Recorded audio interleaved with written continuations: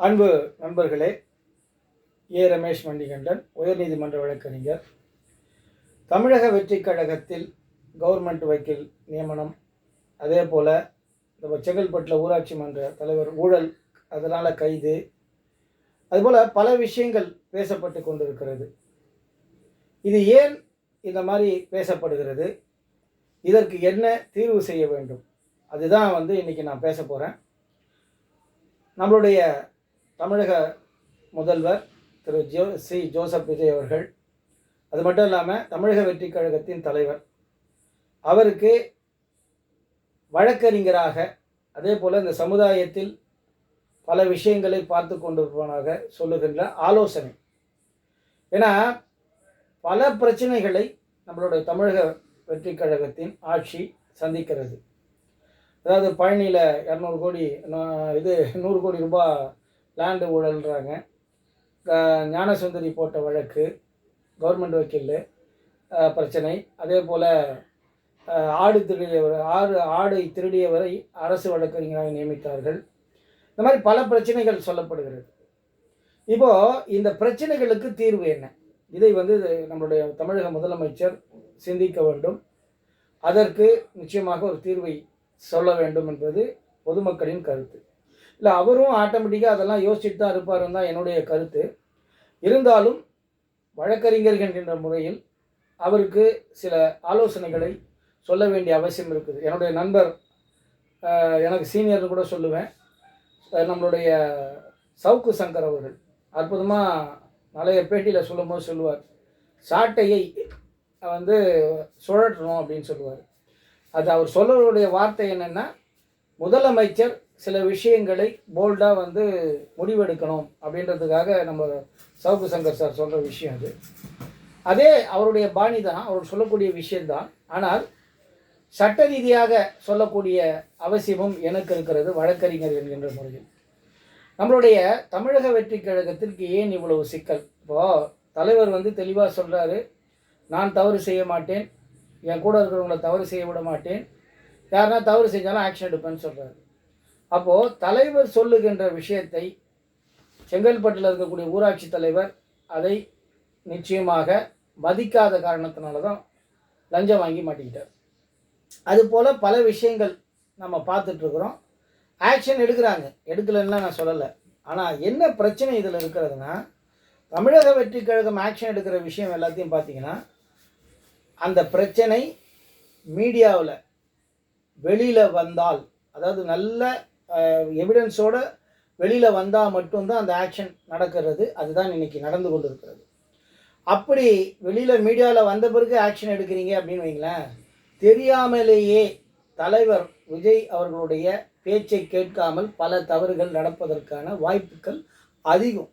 நடக்கும்னு சொல்லலை, நடப்பதற்கான வாய்ப்பு அதிகம். அப்போது இந்த பிரச்சனை எப்படி சமாளிப்பது? இப்போ ஞானசுந்தரி கூட பார்த்தீங்கன்னா, ஞானசௌந்தரி அவங்க கூட பார்த்தீங்கன்னா முதல்ல வழக்கறிஞருக்கு அப்ளை பண்ணுறாங்க. யார் அப்ளை பண்ண சொல்கிறது மோகன்ராஜ் அவர்கள், அந்த மாவட்ட செயலாளர் தான் சொல்கிறார். அப்ளை பண்ணுறாங்க. அதுக்கப்புறம் இவங்களுக்கு இல்லாமல் வெவ்வேறு வெளியாட்களுக்கெல்லாம் பரிந்துரை கடிதம் அனுப்பப்பட்டு, அது 29 ஃபார்ம் ஃபைனல் ஸ்டேஜ்னால் 28 லிஸ்ட்டு வெளியில் வந்துச்சு. இதெல்லாம் ஏற்கனவே பேசப்பட்டது, அதை அப்புறம் பார்த்துக்கலாம். இந்த பிரச்சனையை ஞானசௌந்தரி என்ன பண்ணுறாரு, எப்படி எடுத்துகிட்டு போகிறது? மாவட்டம் சொல்கிறத கேட்க மாட்டாரு. அப்போ அடுத்தது மேலே இருக்கக்கூடிய பொதுச் செயலாளர்கிட்ட பார்க்கலாம் பார்த்தா பொதுச் செயலாளரும் பார்க்க முடியல. மேல் மட்டத்தில் இந்த பிரச்சனை போய் பார்க்க முடியாத ஒரு சூழ்நிலையில் அவங்க வழக்கு தொடுக்கிறாங்க. வழக்கு தொடுத்ததுனால் அவர் நம்மளுடைய மோகன்ராஜ் சார் அவங்கள கட்சியை விட்டு நிற்கிறாரு. அது சட்டப்படி ரைட்டாக தப்பான்றது அது தனி பிரச்சனை, அது பேசப்பட்டு இருக்கிறது, நம்ம பேசுகிறோம், அது வேறு கதை. பட் இங்கே என்ன பிரச்சனைனா, நம்ம தமிழக வெற்றிக் கழகத்தில் இருக்கக்கூடிய மிகப்பெரிய பிரச்சனை, யாராவது தவறு செய்தால் அதை யார்கிட்ட எடுத்துகிட்டு போகிறதுன்றது தான் பிரச்சனை. இப்போது மாவட்ட செயலாளர் தவறு செஞ்சால் இதை எப்படி எடுத்துகிட்டு போகணும்? பொதுச் செயலாளர்கிட்ட எடுத்துகிட்டு போகணும்.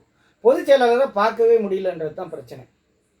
அதே போல் பொதுச் செயலாளர் மட்டத்தில் பேசக்கூடிய விஷயங்கள் இருந்தால் நம்ம தளபதி கிட்ட எடுத்துகிட்டு போகணும்.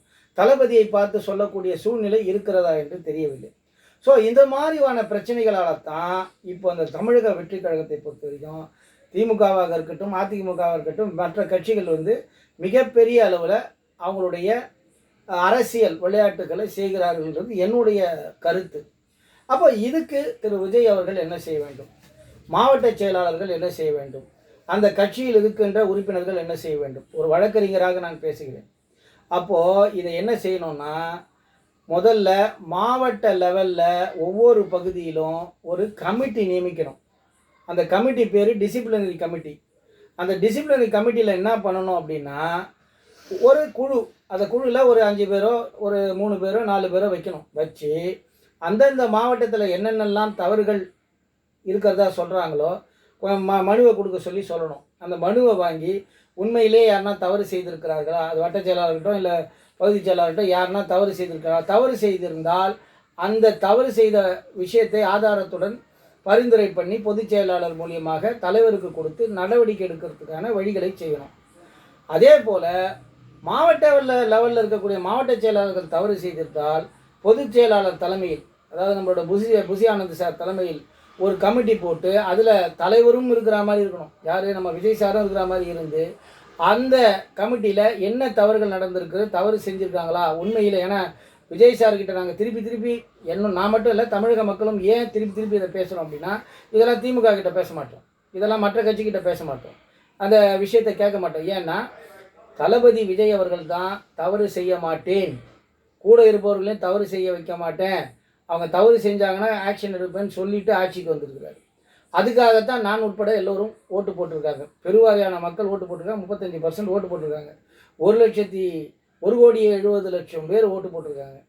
அது அந்த நம்பிக்கை இந்த மாதிரி சின்ன விஷயங்கள் நடக்கும்போது அதை கண்டிக்கவில்லை என்றால், அதை ஒழுங்குபடுத்தவில்லை என்றால் பெருசாக போயிடும். இதுதான் இப்போ இருக்கக்கூடிய பிரச்சனை. அப்போது மாவட்ட லெவலில் கமிட்டி போடணும். அது மற்றவர்களுடைய தவறுகள் இருந்தால் அதை சீர் செய்ய, மாவட்ட செயலாளரோ மாவட்ட தலைவரோ மாவட்ட லெவலில் இருக்கவங்க தவறு செய்தால் புசி ஆனந்த் மற்றும் அந்த தலைவர் பொதுச் செயலாளர் திரு புசி ஆனந்த் அவர்களோ அல்லது அதற்கு மேல் நம்மளுடைய கட்சியுடைய தலைவர் ஜோசப் விஜய் அவர்களுடைய தலைமையிலோ ஒரு கமிட்டி போட்டு அதை விசாரணை செய்வதற்குன்னு ஒரு டைமிங்கை ஃபிக்ஸ் பண்ணிங்கன்னா நிச்சயமாக தமிழக வெற்றி கழகத்துக்கு இந்த மாதிரி சிக்கல்கள் எதுவும் வராது என்பது என்னுடைய கருத்து. இது சட்ட ரீதியான கருத்து. இது இப்போ கூட பார்த்தீங்கன்னா ஞானசௌந்தரியை அவங்க மோகன்ராஜ் மேலே குற்றச்சாட்டு சொல்கிறாங்க. மோகன்ராஜ் ஞானசௌந்தரி மேலே குற்றச்சாட்டு சொல்கிறாங்க. ஒருத்தர் மாற்று குற்றச்சாட்டு சொல்லிவிட்டு இவர் அவங்கள நீக்கிறாங்க. அவங்க என்ன சொல்கிறாங்க, நீங்கள் என்ன நீக்கிறதுக்கு அதிகாரம் இல்லைன்றாங்க. ஸோ ஏதோ ஒரு பிரச்சனை ஓடுது. இந்த பிரச்சனையை யார் சீர் செய்வது? ஒன்று இங்கே கட்சியில் இருக்கக்கூடிய கமிட்டி போட்டு கமிட்டியில் சீர் செய்யணும். அப்படி இல்லைன்னா அவங்க கோர்ட்டுக்கு போகணும். கோர்ட்டுக்கு போகும்போது கட்சிக்குத்தான் அவப்பெயர், கட்சிக்குத்தான் வளர்ச்சி கெடுகும். ஏன்னா இது பொதுமக்களிடத்தில் பெரிய அளவில் பேசப்படும். கட்சிக்குள்ளே பேசக்கூடிய விஷயம் கட்சிக்கு வெளியில் நீதிமன்றத்தில் பேசக்கூடிய சூழ்நிலை வந்துவிடும். இப்போ ஏற்கனவே அவங்க அப்ளை பண்ணும்போது கூட அவங்கள கூப்பிட்டு முறையாக அது என்ன பிரச்சனைன்னு அவர் பார்த்துருந்தால், அதாவது குறிப்பாக பொதுச் செயலாளர் திரு புசி ஆனந்த் அவர்கள் இந்த நடவடிக்கை எடுத்திருந்தால் இவ்வளோ பெரிய பிரச்சனையாக நீதிமன்றம் வரை சென்று நீதிமன்றத்தில் ஆர்டர் வாங்குகிற அளவுக்கான சூழ்நிலை இருந்திருக்காது. அந்த தவறை நம்மளுடைய பொதுச் செயலாளர் புசி ஆனந்த் அவர்கள் செய்து விட்டார் என்று நேரடியாகவே நான் சொல்கிறேன். ஏன்னா சட்ட ரீதியாக அவர் தான் பார்த்துருக்கணும், பார்க்கல. அதே போல் தலைவர் விஜய் அவர்களும் இந்த மாதிரி விஷயங்கள் எது வந்தாலும் அதை விசாரிக்கிறதுக்கு ஒரு கமிட்டி போடுங்க. கமிட்டி போட்டாலே பயம் வந்துடும். கட்சிக்காரங்க எந்த கட்சிக்காரங்களாக இருந்தாலும் நீங்கள் கமிட்டி போட்டு இந்த மாதிரி யார் வேணாலும் தப்பு செஞ்சால் புகார் கொடுக்கலாம்னு எந்த இடத்தில் புகார் கொடுக்கணும்னு சொல்லணும். எல்லா இடத்துலையும் என்ன சொல்கிறாங்க, லஞ்சம் வாங்காதீங்கன்னு சொல்லிட்டு போயிடுறாரு நம்ம தலைவர். அது மேட்ரு இல்லை. லஞ்சம் வாங்கினால் அது ஆதாரத்துடன் எப்படி கொடுக்குறது? அதை சும்மா பேம்ப்ளெட்டில் போடக்கூடாது. முதலமைச்சரே சொல்லணும், பொதுச் செயலாளரே சொல்லணும், இந்த நம்பருக்கு வாட்ஸ்அப் அனுப்புங்க, ஆதாரத்தோடு அனுப்புங்க, நாங்கள் ஆக்ஷன் எடுக்கிறோன்னு சொன்னீங்கன்னா அந்த சம்மந்தப்பட்ட அதிகாரிகளும் போய்விடுவாங்க.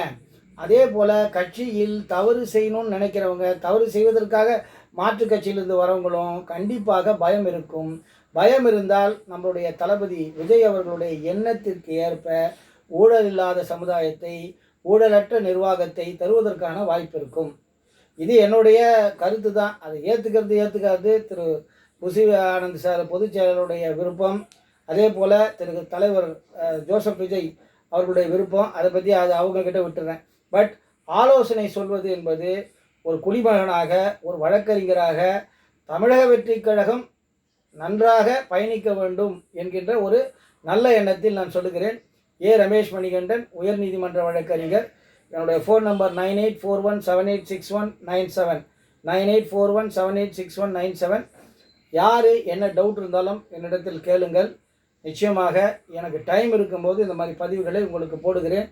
சட்டம் எல்லோருக்கும் தெரிய வேண்டும் என்பதுதான் என்னுடைய நோக்கம். நன்றி, வணக்கம்.